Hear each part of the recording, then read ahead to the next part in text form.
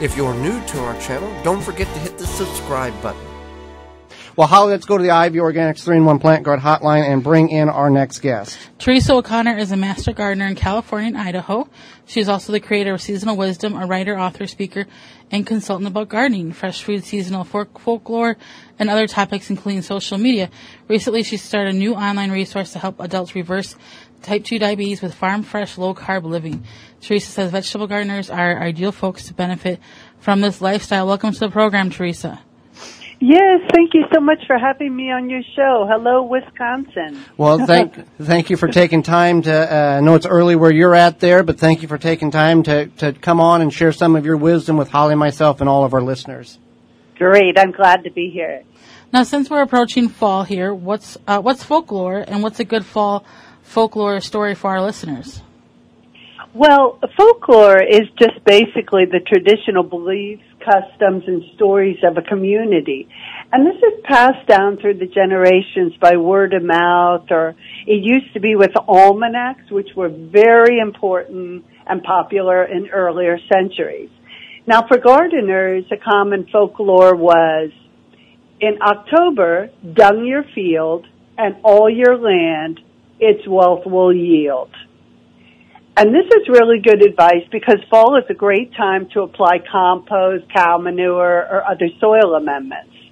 You know, as a farmer once told me, if you feed the soil will feed you. So this is just an example of how they would use these traditions and lessons learned to help future generations.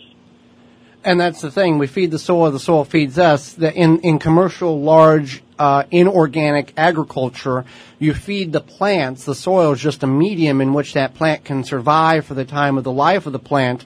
So they've reversed it, and they've gotten away from the way nature has designed plants to grow. That's exactly right. And these people, they didn't worry about pesticides and things. They worried about good manures. How could they make the best manure? How could they, put a $2 plant in a $6 hole? That you put the money into the soil, not the plant.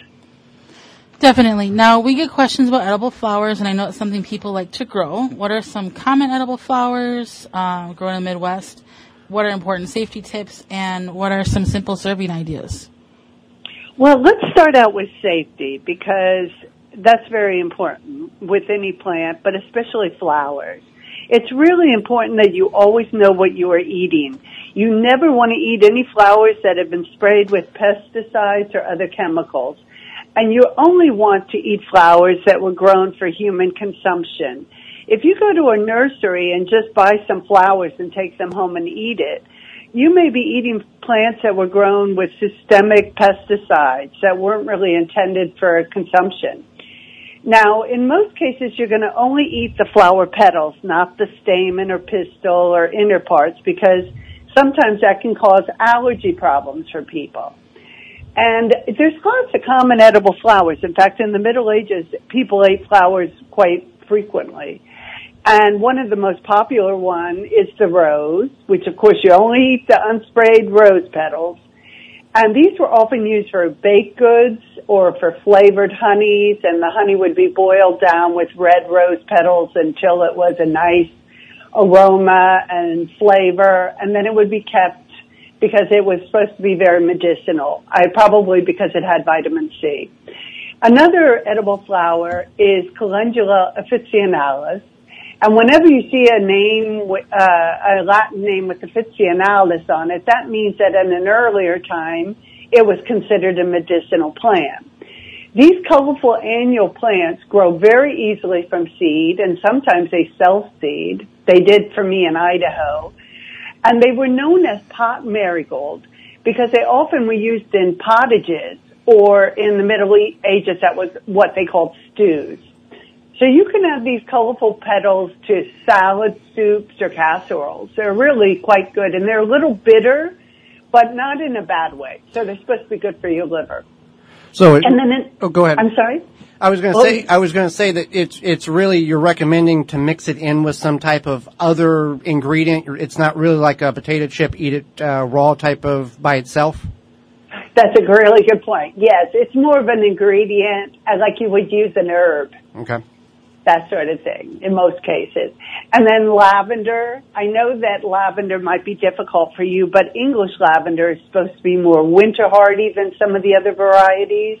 Have you had any luck with lavender in Wisconsin? We can get lavender to grow somewhat if we get it from a very well-established plant from the garden center, but starting it from seed, it's a very take your chances. Out of 20 plants, maybe we'll get one to start, and maybe it will survive, or maybe it won't. I'm just impressed you even tried to start it from seed because it would be a challenge, I would imagine. But if with some winter protection, I've heard that English lavender can do better in colder climates. And in Idaho, I was zone 6, and it would actually self-seed in my garden, which was pretty funny.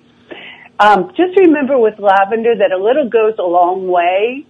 And this is, for example, you could make a lavender tea. You could take a quarter teaspoon of lavender flowers and pour some boiling water over it and let it steep for about 5 minutes. And that's a nice relaxing tea with some lemon. It can also be used in baked goods. You could grind up sugar. Not that I encourage people to use a lot of sugar, but if they are going to, you can add a little bit of lavender to that. Just a little bit, maybe 1 to 10, that kind of ratio. A really popular edible flower is nasturtium, and I'm pretty sure they grow in Wisconsin, don't they? Yes. They grow as an annual, right? And the most important thing about nasturtiums are not to fertilize them too much, or they won't flower very well. So they actually do better in average soil. But you can eat the flowers and the leaves, and they have a peppery taste. And Thomas Jefferson used to grow nasturtiums at Monticello, and he would pickle the unopened seeds like capers. Okay. Interesting. Yeah. And then there's violas and pansies are also edible. Just eat the leaves. The petals, excuse me, not the leaves. Eat the petals. And they're great for salad, soups, syrups. And, they're one of the earliest flowers to come in spring, and I used to grow them a lot in fall in Idaho, too. Well, Teresa, you taught people how to grow food for years as seasonal wisdom. Why did you start farmfreshlowcarbliving.com? What was the inspiration behind this new movement in your, garden career? Well, thanks for asking. I was working as an assistant editor for the University of California's UC Food Observer, and I was writing about food and farming and health and nutrition, and I was implementing their social media, and I would see a lot of conflicting information, and I thought, no wonder people are confused. It was like beef is bad for you, beef is good for you, what plant-based is best, what is going on? So when I was personally diagnosed with type 2 diabetes, I thought I was already eating the right foods because I was following the expert advice, and I was writing about these issues, and I had actually worked for the same PR agency that invented the nutritional pyramid for the USDA decades earlier. So I was really frustrated. But I went to a certified nutritionist who was up on much of the latest research about fat and carbohydrates and protein, and she put me on a low-carb diet. And I was very skeptical because I had been paid to write the other side of the story. And I do think that those foods are healthy, but I don't think they're healthy for everyone, particularly at the quantity in which they're eaten. And when I started to personally embrace a farm, fresh, low-carb living, it changed my life. I lost 30 pounds without counting calories, not even exercising as much as I had been exercising, which amazed me. My blood pressure dropped, my triglycerides dropped, and I reversed my diabetes and got off of diabetes medication. So for me, it was clear that this was the right way for me to be eating in this stage in my life. And I knew if I could do this, that other people could do it. And so I wanted to give people the straight talk about how to get healthy again. Fantastic. Now, why are vegetables so important for this lifestyle?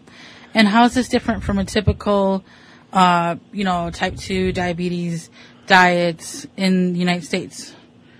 Well, vegetables are the best carbohydrates you can eat. people don't realize that vegetables are even carbohydrates. They think all the carbohydrates are the processed grains and things, but vegetables are carbohydrates that are the best you can eat. Not only if you're type 2 diabetic, but if you're anybody at any age. They're the most nutrient rich. They have valuable phytochemicals that we're just beginning now to understand. They taste good. They're versatile. And they don't break down quickly into glucose in your body and spike your blood sugar like processed grains and starchy foods do. And unfortunately, only about 1 in 10 Americans are eating the recommended amounts of vegetables, which is about 2 to 3 cups of vegetables a day. And that's according to the Centers for Disease Control.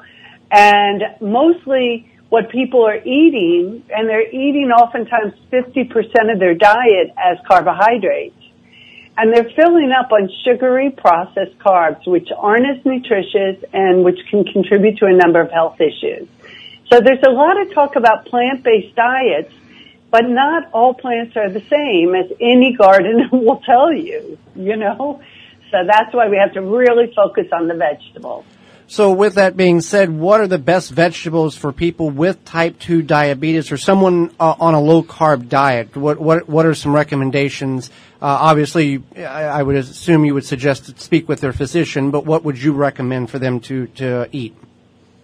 Well, I think that the best thing that you can eat for any of the vegetables are the leafy vegetables, because they have the lowest carbs, but they're very high in nutrients. And there are so many salad greens that you can grow, especially right now. They thrive in fall weather. But there's also the other greens, like the kales and the Swiss chards that do good in summer, and the mustard greens and the collard greens and the turnip greens and the spinach. I mean, you can go on. And if you try to eat them a couple times a day, maybe you have some spinach in your scrambled eggs, or a salad with chicken breast, or maybe some sauteed greens with a pork chop, or maybe a homemade protein drink with some kale. And the good thing about these leafy vegetables are they're some of the easiest vegetables to grow. I mean, you can sow salad greens in a row, and then as they start to grow in, you can thin them and eat the little teeny salad ones. And I've even moved, if I didn't get my rows straight, I'd move them around. You can do that. They're pretty flexible. Or you can scatter seeds really thinly for a cut and come again kind of garden, where you cut it down to the ground and then it comes back 2 or 3 times again. And, you know, in the summer you want to give these kind of greens some afternoon shade, even during the hot months, but most leafy greens actually prefer cooler temperatures. And they like to have some winter protection, and if they do, they can actually grow quite long. For example, Nikki Jabor lives in Nova Scotia, and she wrote a book called The Year-Round Vegetable Gardener. Have you ever had her on your show? Yes, we have. Oh, okay. Then everybody knows Nikki. Well, she's a perfect example of, she eats leafy greens all year long. So I would say as much as you can, eat the rainbow, because every color has a different phytochemical, but leafy greens should be at the top of the list. Well, Teresa, we appreciate you taking time and coming on the program to share your information with us. How can our listeners find more information about you? Well, if they go to my website, which is farmfreshlowcarbliving.com, you can get 7 tips on how I reverse diabetes too.